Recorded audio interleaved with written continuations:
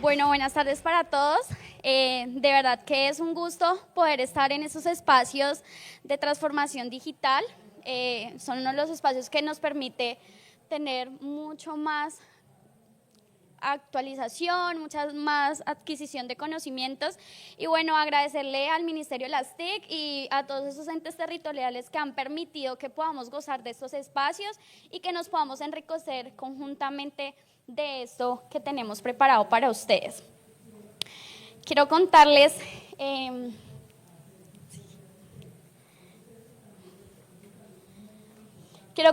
que hemos titulado nuestra conferencia como El futuro de la gestión clínica, hoy una mirada estratégica hacia la salud inteligente, y desde este ámbito los va a acompañar el ingeniero Jorge Andrés Delgado. Él es ingeniero de sistemas, es el creador de Medifolios, una persona con visión a toda esa parte de la inteligencia, de la innovación, de la inteligencia artificial, y un empresario con sello Wilense. Así que de antemano pues contarles que Medifolios es un software clínico, nació en el departamento del Huila.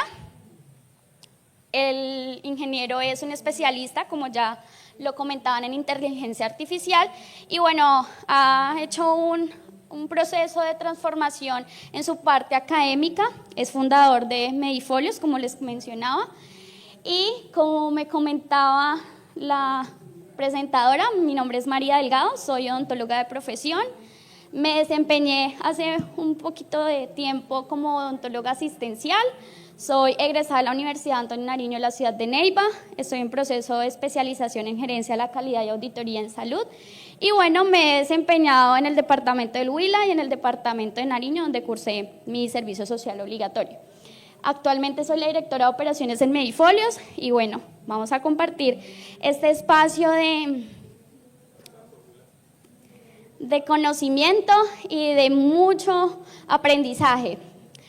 Como les contaba, este es parte de nuestro equipo con el que nosotros compartimos y con el que llevamos esta transformación digital a muchos empresarios y muchos profesionales de la salud en Colombia. De la agenda, antemano vamos a revisar la realidad del sistema de salud y la necesidad de una humanización, un término que está muy de moda, la normativa y la digitalización en Colombia, la inteligencia artificial como apoyo al profesional, una agilidad, la gestión y la automatización sin reemplazo, y una visión estratégica de innovación desde los territorios hacia la salud inteligente en Colombia.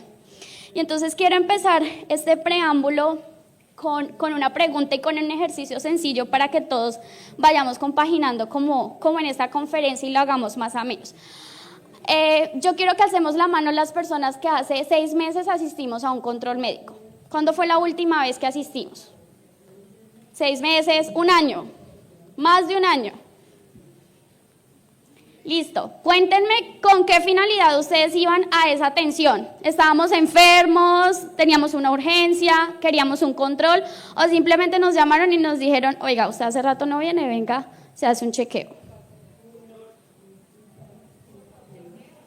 Por chequeo, ¿verdad? ¿Qué encontramos allí? Cuando ustedes fueron a esa atención, ¿cómo se sintieron? ¿Cómo recibió ese profesional de la salud a su paciente? ¿Cómo los recibieron? ¿Los saludaron?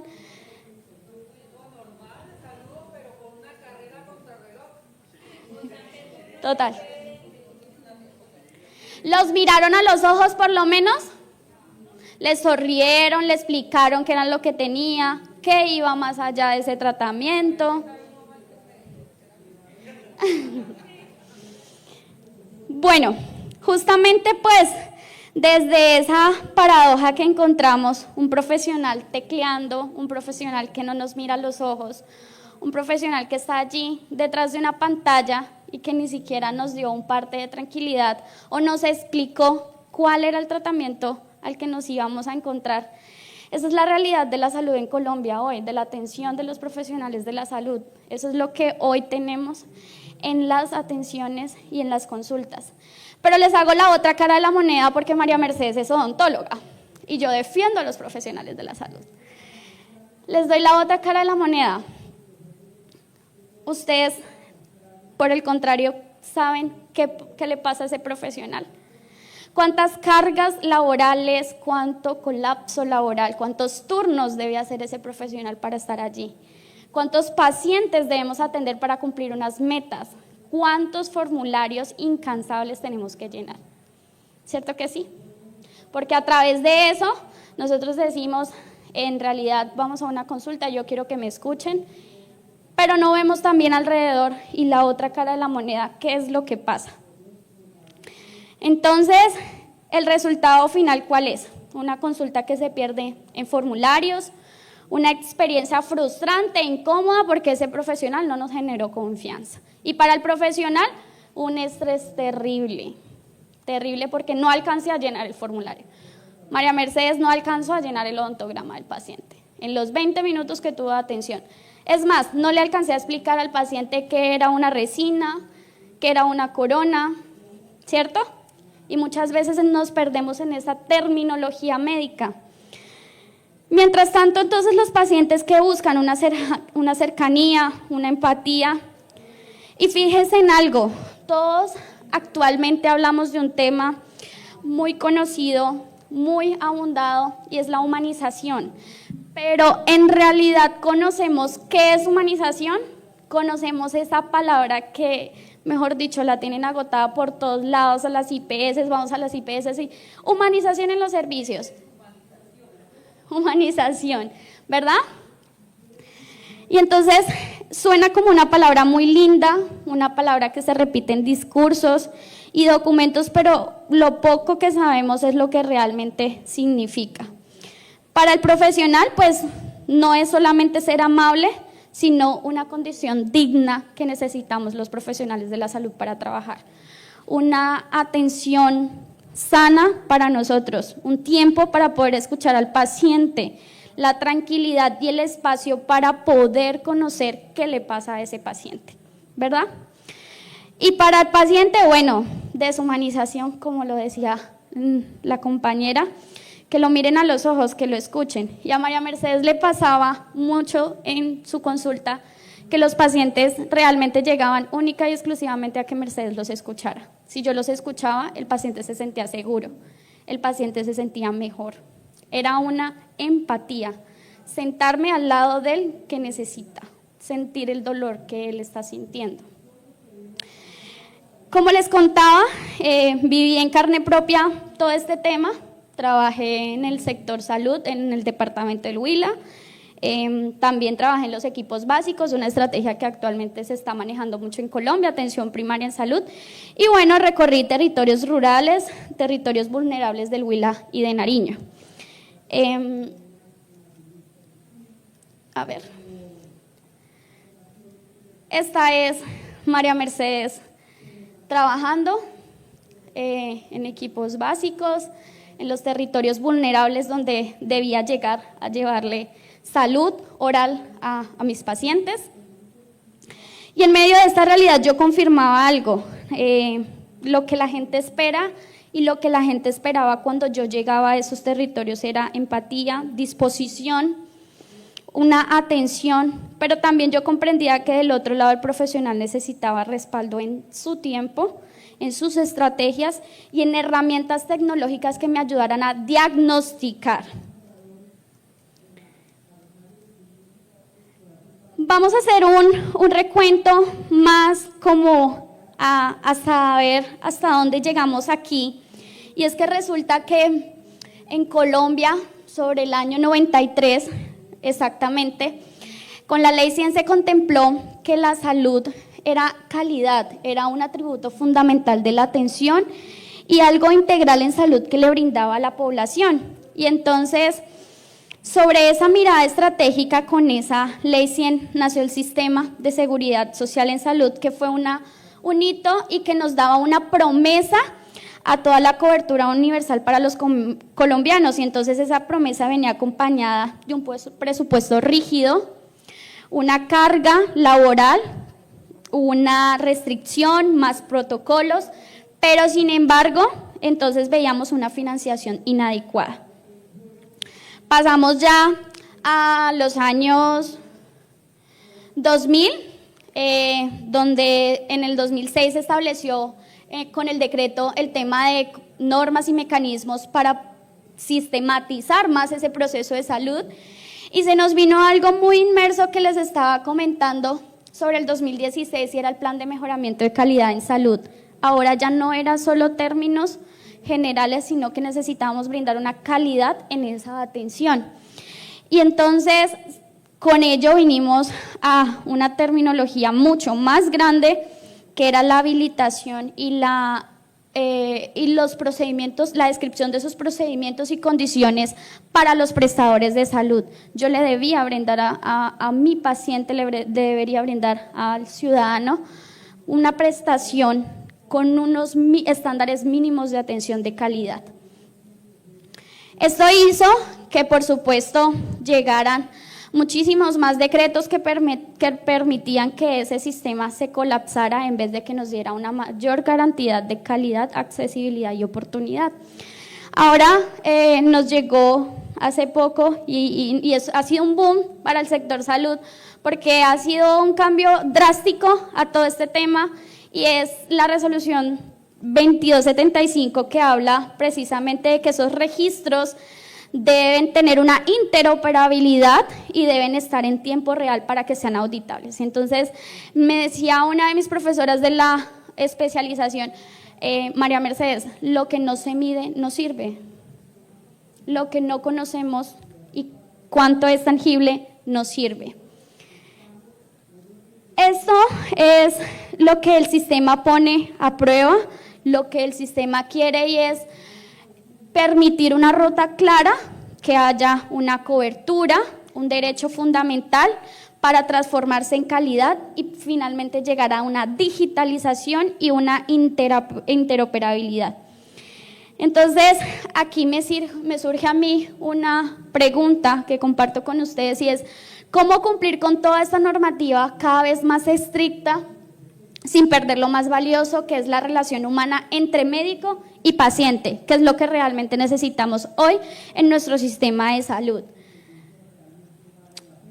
En realidad necesitamos tecnología, en realidad necesitamos innovación, y sí, la respuesta está en la digitalización y cada vez con más fuerza en inteligencia artificial. Y quiero que seamos muy enfáticos en que el verdadero valor de esa inteligencia artificial no está en un algoritmo, no está en un reemplazo que se siente realmente como se está viendo esta terminología, sino más bien que esto va a permitir convertir esos datos en decisiones, en procesos de confianza para el profesional y el paciente, más tiempo para que el profesional de la salud se pueda dedicar a su paciente, y bueno, un regreso a un cuidado verdaderamente que se requiere. Entonces, tenemos tres grandes transformaciones.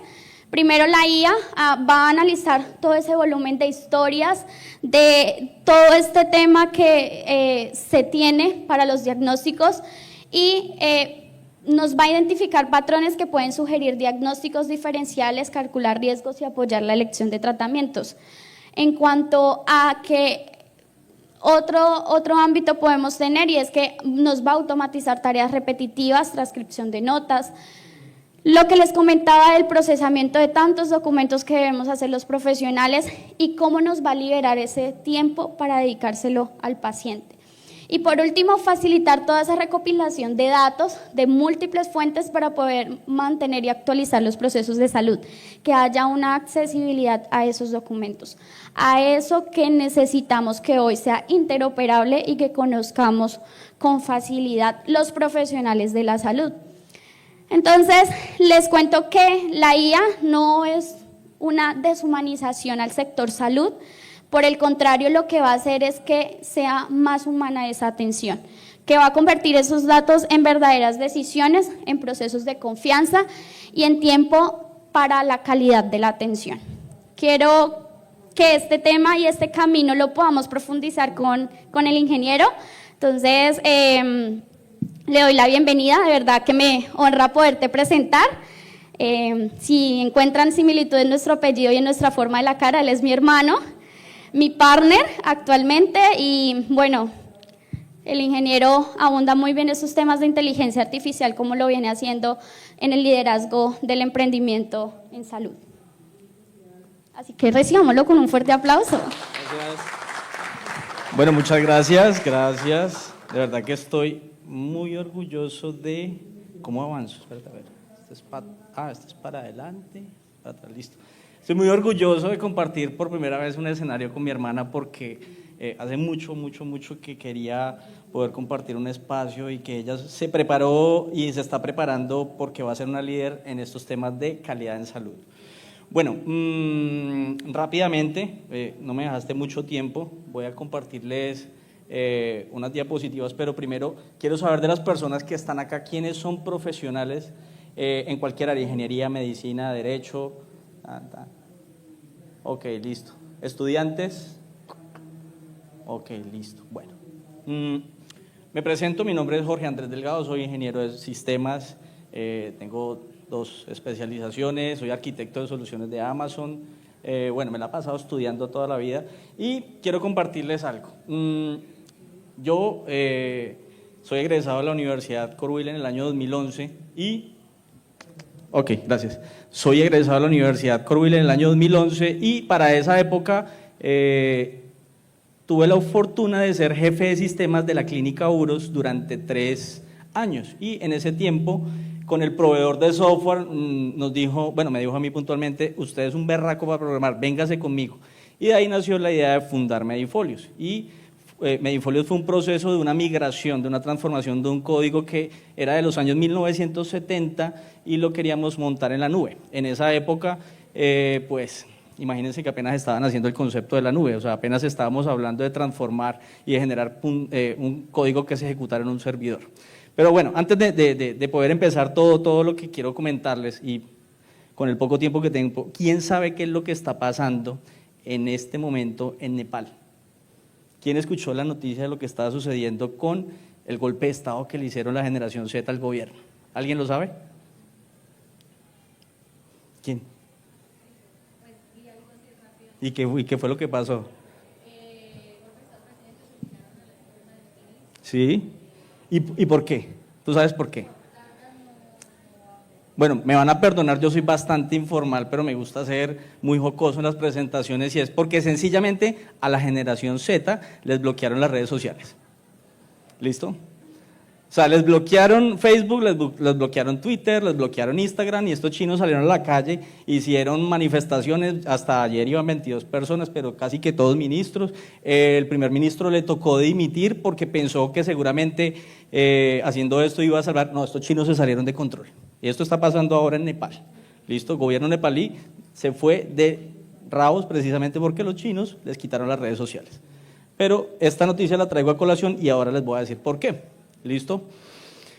Nosotros venimos en un proceso de transformación digital en donde veníamos de conceptos, bueno, no los llamemos conceptos anticuados porque pues para mi época eso era muy moderno, pero venimos de conceptos de cambios generacionales y en mi época cuando yo estaba saliendo de la universidad lo que estaba de moda era manejar una infraestructura de servidores en rack, servidores cableados, en ese entonces apenas estaba saliendo la categoría 7. ¿Alguien de acá sabe qué es categoría 7? ¿En cableado? Okay. Apenas estaba saliendo. Entonces, venimos de esa época y comparativamente con el sector salud, pues en esa época todas las atenciones se hacían presencialmente, no existía lo que hoy llamamos telesalud. Si hacemos un cuadro comparativo con lo que está pasando hoy día, 2025, vamos a ver que la mayoría de infraestructura que se corre en tecnología está alojado en los data centers, bien sea de Oracle, de Amazon, de Google, y pues ya hay servicios de telesalud que le permiten al paciente acceder a un servicio desde cualquier parte, ya no tienen que andar por ahí con un morralcito, ya eso cambió, ¿listo?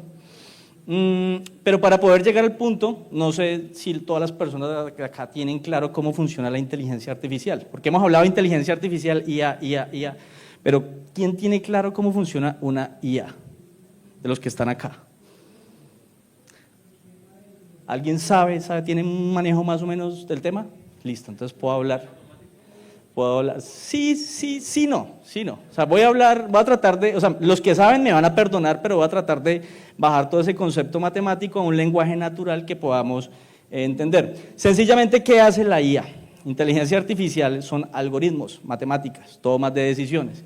Y lo que hacemos con esos algoritmos es encontrar patrones y similitudes. Y cuando la encuentran, nosotros le vamos a dar una recompensa. Hagan de cuenta como cuando ustedes cogen un perrito y le enseñan a decirle siéntese y cuando lo hace bien le damos una galleta.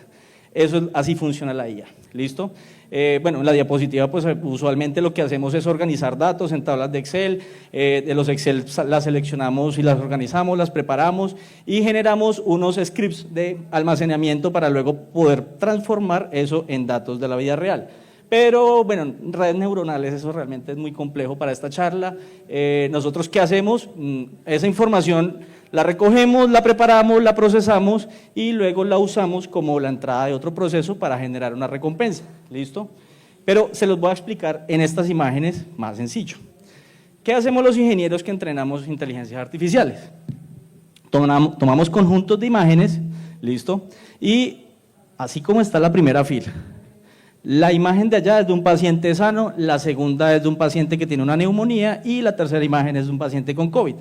Lo que hacemos es creamos una carpeta con no una imagen, sino 10.000 imágenes, 100.000 imágenes, donde le decimos, así se ve un paciente sano, así se ve un paciente con neumonía y así se ve un paciente con COVID. Lo que le enseñamos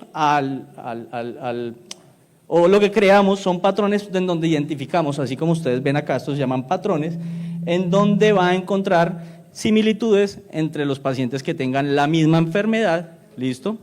Y lo que hace es crear un algoritmo de predicción en donde él me va a decir qué posibilidad hay de que otra radiografía comparativa contra las que yo pasé tenga un porcentaje de parecido frente a otra. Así funciona una IA, ¿listo? Bueno, hay varios tipos de funcionamiento, pero en esencia lo que se hace es un aprendizaje de máquina basado en algoritmos y funciones, pero eso es en sí la IA, es saber un dato, compararlo contra algo y saber qué tan parecido es. Así funcionan todas las IA. ¿Hasta ahí les quedó claro a todos? ¿O no? ¿Sí? Listo. ¿Quién ha usado GPT? Sin pena, muchachos. Acá, yo acá no les voy a poner 0, tranquilos. Listo. ¿Y quién no ha usado GPT? Muérganos. Listo. El GPT es un modelo entrenado en función de una cantidad de parámetros, una cantidad de información que ha venido evolucionando. Esto fue la primera versión que salió en el 2018, pero realmente la inteligencia artificial tiene sus modelos iniciales como desde el año 1800, 1700, y la única razón por la cual ahorita está funcionando es porque tenemos la tecnología para poder ejecutar todos esos cálculos y aritmética en milisegundos. Esa es la razón por la cual ahora sí lo podemos hacer y antes no se pudo hacer. Este despliegue realmente tiene una relación que va con la tecnología que ha avanzado, la velocidad de procesador y todo esto, pero cada uno de estos modelos lo que despliega es que, o lo que nos da a entender es que hemos tenido un avance significativo durante los últimos 7 años y cada vez que sale un nuevo modelo de inteligencia artificial, pues ese modelo va entrenado en función de unos parámetros que nosotros le damos. Entonces, hoy día tenemos herramientas como las de OpenAI, ChatGPT, tenemos Gemini, Cloud, DeepSeek, falta Grok, bueno, hay hartísimas, pero aquí voy a darles un dato puntual. Educación. ¿Estas tecnologías de qué país son? Predominantemente Estados Unidos y China, ¿cierto? ¿Y por qué Estados Unidos y China? Porque se dedicaron a enseñarle a la gente matemática, aritmética y la inteligencia artificial no es sino matemática. ¿Listo? Quiero que tengan esto claro porque el día que decidan aprender algo y hacerlo bien, háganlo en función de aprender algo. ¿Listo? Pero voy a dejarles 2 ejemplos muy claros. ¿Cómo funciona la IA? La IA lo que busca es un patrón para poder identificar ese punto donde yo debo llegar. Todo el mundo usa IA. ¿Quién ha usado Waze? Google Maps. Listo. Lo que hace es un script, un algoritmo de ruta óptima entre donde usted está y la ubicación donde desea llegar, y tiene 3 opciones de configuración. Bueno, los usuarios avanzados que han entrado hasta allá, usted puede llegar a esa ruta tratando de cubrir la ruta más corta, la ruta más económica, o la ruta que le tome menos tiempo. ¿Listo? Y los algoritmos lo que hacen es única y exclusivamente calcular cuál es el tiempo de espera en la ruta que usted va a generar, y él calcula la ruta óptima en función de. Esa es la recompensa, sencillamente lo que digo, ¿qué quiero hacer? Y él me va a calcular la ruta. ¿Qué sabemos hoy día de la IA? Realmente es como esta imagen. Esta imagen es un cuarto oscuro, un cuarto donde no hay luz. Y lo que hemos abierto con la IA apenas ha sido un poquito de la puerta. Y lo que conocemos hoy día con IA es ese pedazo que apenas logra descubrir la luz, pero no sabemos qué hay adentro. ¿Listo? No es incertidumbre. El resto, lo que hay adentro, es lo que nosotros podemos hacer con esa herramienta. Nosotros somos quienes tomamos la decisión de cómo la vamos a usar y cómo la vamos a implementar. ¿Listo? Vámonos un momento al tema de la salud. Realmente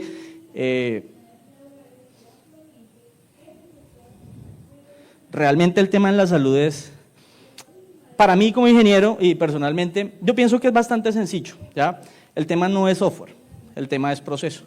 El tema es cómo creamos herramientas para que los médicos puedan, lo que toda la charla dijo la doctora Mercedes, cómo podemos ayudarles para que ellos humanicen esa atención. Y la humanización no es quitando a la persona, la humanización es dándole el tiempo a la persona para que haga lo que se supone que va a hacer, interactuar con esa persona. ¿Listo? Porque ¿qué hace una inteligencia artificial? Y la imagen es muy clara. Esto es una red neuronal. Yo le paso la imagen del perro, va a hacer todos estos cálculos para determinar que es un perro. ¿Listo? Eso hace una IA. ¿Qué hace una IA con una imagen de una radiografía? Ella te va a dar unos porcentajes donde te va a indicar qué tan probable es que el paciente sufra una enfermedad en función de esos parámetros de entrada que yo le estoy dando versus el conjunto de entrenamiento, y esta es la salida. Pero realmente, ¿qué hace un médico con una radiografía? La analiza y se siente con el paciente y le dice: yo sé que estás jodidamente enferma, pero vamos a salir adelante. Y eso es lo que se supone que tenemos que trabajar. ¿Listo? No es dejar esto en manos de un robot, es dejar esto en manos de una persona. Y realmente, ¿qué es lo que estamos trabajando? Darle al médico la posibilidad de que única y exclusivamente le pueda decir: oiga, es probable que esta persona tenga esto, y le va a ayudar con su análisis, pero finalmente tú eres la persona que va a tomar ese camino de elegir cómo le digo al paciente o cómo le doy su tratamiento. Porque recordemos algo, una de las mayores diferencias que tenemos contra la inteligencia artificial es que nosotros tenemos una percepción sensorial, la IA no. La IA no siente frío, la IA no siente calor, no sabe si hay luz, no sabe si no hay luz, no sabe si usted está triste, sencillamente es un cálculo matemático para poder llegar a una conclusión. ¿Qué más podemos hacer y qué no podemos hacer? Y en esto quiero que seamos muy honestos. Me gustaría ver una IA haciendo un juramento hipocrático. O sea, comprometerse usted con la vida de los pacientes, eso no lo puede hacer una IA. Una IA lo único que hace es hacer caso. Es el esclavo más chévere que uno tiene en la casa. Lástima que no hago comida. ¿Qué otra cosa yo puedo hacer? Y hay un caso colombiano. ¿Quién sabe quién es Fernando Jaquín? ¿Cómo? ¿Y por qué se volvió famoso en estos días? Bueno, en estos días por el tema Miguel Uribe.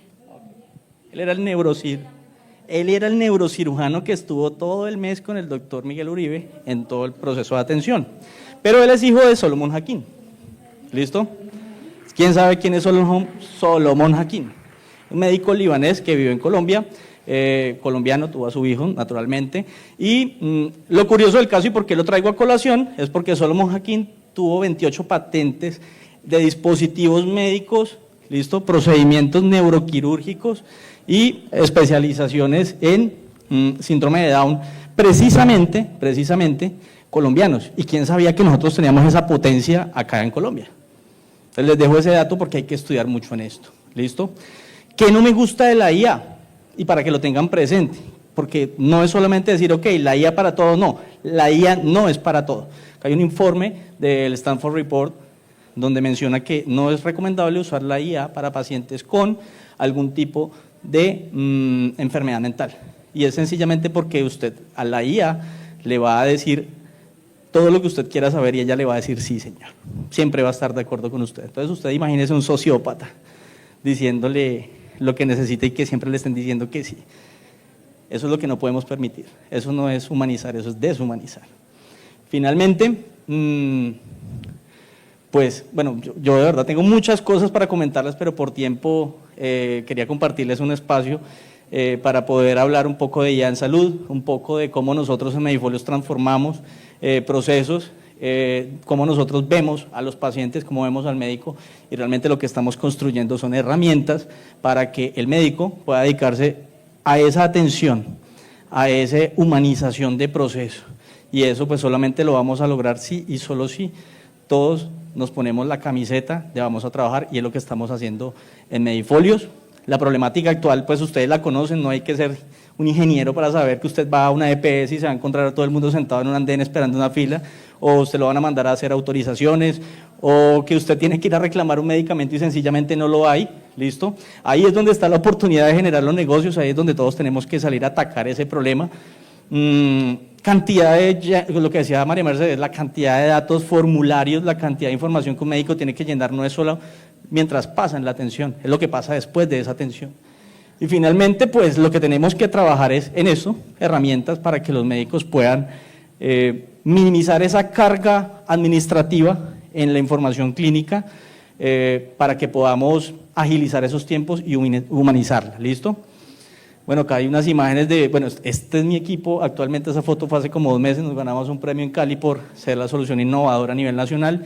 Esa foto que está allá fue hace 15 años, me perdonan, menos barba, más barriga creo yo. La transformación, y es algo porque les quería comentar lo de la primera diapositiva que les estaba diciendo, que estaba pasando algo en otro país que es, pues digamos, uno lo ve curioso, pero realmente es algo que uno tiene que tener presente, y es que la transformación viene de lugares donde uno menos se lo espera, ¿listo? Y eso es lo que quiero que pase aquí en Colombia, que nosotros seamos potencia como lo hemos sido y que sigamos adelante, ¿listo? Muchas gracias.